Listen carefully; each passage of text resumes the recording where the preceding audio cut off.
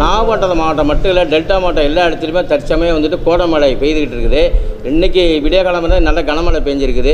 ஆனால் இது வந்துட்டு கோடை பொழுது அடிக்க மட்டும்தான் வருமே ஒழிஞ்சு இது குறுவைக்கு நாங்கள் சாகுபடி செய்வதற்கான வாய்ப்பு கிடையாது. ஏன்னா நெல் உற்பத்தியை பொறுத்த வரைக்கும் அதிகமான நீர் தேவை இருக்கும்.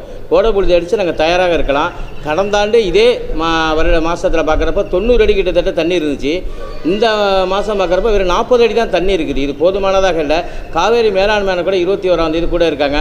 அந்த அடிப்படையில் தமிழக அரசும் மத்திய அரசும் இணைஞ்சு கர்நாடகா அழுத்தம் கொடுத்து எங்களுக்கு காவேரி உரிமையை மீட்டு தந்து எங்களுக்கு தேவையான தண்ணீரை கொடுக்கணும். குறிப்பாக வந்துட்டு இப்போ கர்நாடகாவில் பொறுத்த வரைக்கும் அவங்க 217 மாவட்டங்களை வந்துட்டு வறட்சி பாதித்த மாவட்டமாக அறிவிச்சிருக்காங்க. கர்நாடகாவில் பெரும்பான்மையாக அறிவிச்சிட்டாங்க. மத்திய அரசு கிட்டத்தட்ட 3200 கோடி ரூபா வறட்சி நிதியாக கொடுத்துருக்காங்க.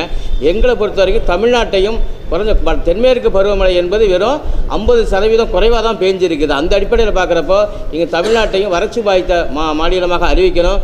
குறிப்பாக எங்கள் டெல்டா மாவட்டத்தில் நாகப்பட்டினம் மாவட்டம் கடற்கரை மாவட்டம், நிலத்தடி தண்ணி இல்லாத மாவட்டம்.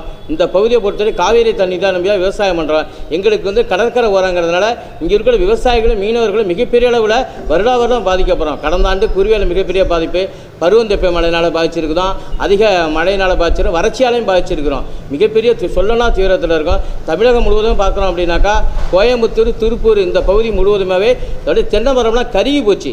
ராமநாதபுரம் மாவட்டத்தில் வறட்சியை தாங்கி வரக்கூடிய பனைமரமே வந்து பார்த்திங்கனாக்கா அப்படியே குறுகி போய் நிற்கிது. அந்த அடிப்படையில் வறட்சி ரொம்ப அதிகமாக இருக்குது. எங்கள் நாகப்பட்டினம் மாவட்டத்தில் கஜா புயலாக இருக்கட்டும், சுனாமியாக இருக்கட்டும், எதாக இருந்தாலும் முதலில் தாக்கப்படுவது எங்கள் மாவட்டம் தான். இயற்கைக்கு எங்களுக்கு எதிராக தான் இருக்குது இந்த மாவட்டம். சிறிய மாவட்டம், 3 சட்டமன்ற தொகுதியில் மாவட்டம்.